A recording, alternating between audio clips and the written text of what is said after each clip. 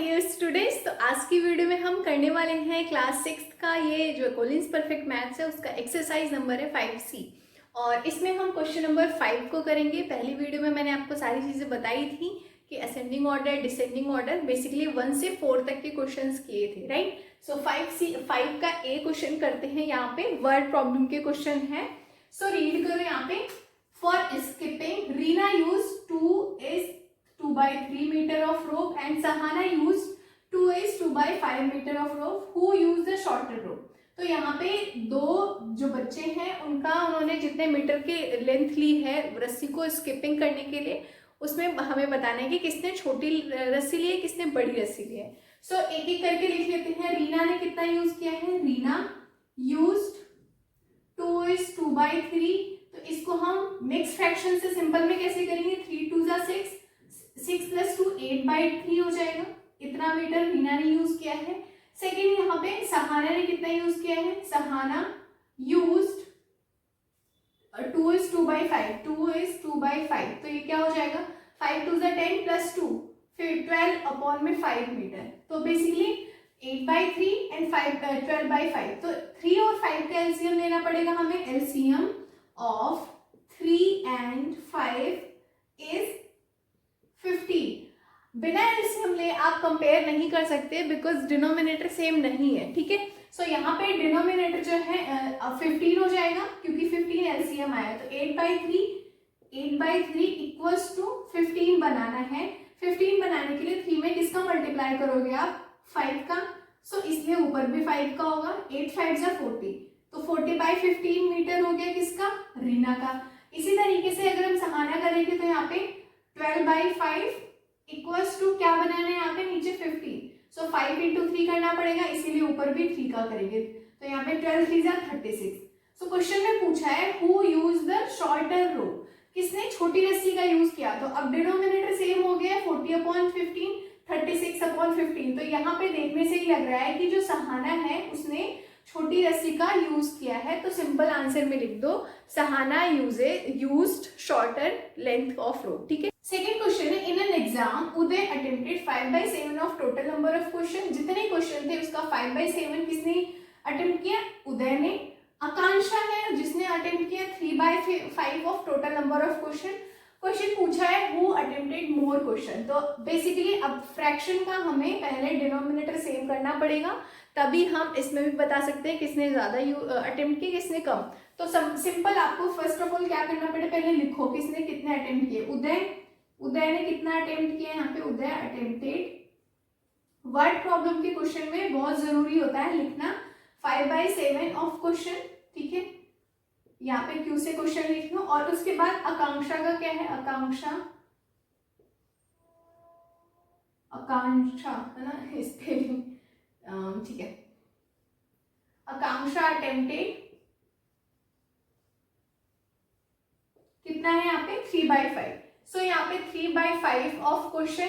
तो सिंपली हमें पहले एलसीएम लेना पड़ेगा। एलसीएम ऑफ 7 and 5 क्या हो जाएगा? 35।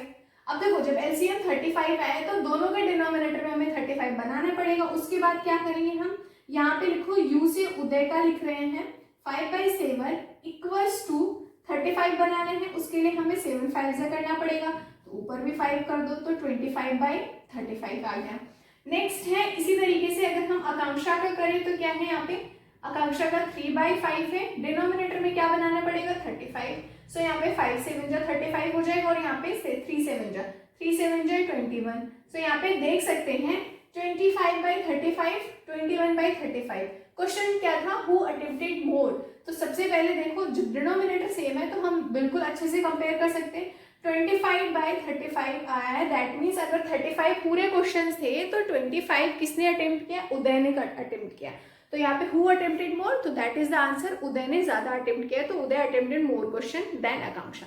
तो ये था question number B, right. Question number C करते हैं। Nancy completed 5/9 of her mathematics homework and Lucy completed 4/5 of her mathematics homework. Who did more homework. तो सिंपली इसमें भी हमें सबसे पहले डिनोमिनेटर सेम करना पड़ेगा, उसके लिए एलसीएम लेंगे, उसके बाद कंपेयर करने की किसने ज्यादा होमवर्क किया किसने कम होमवर्क किया। तो सबसे पहले लिखो यहाँ पे नैन्सी ने कितना? Nancy completed Nancy completed 5/9 of mathematics, वो अपने आप लिख लेना आप, ठीक है।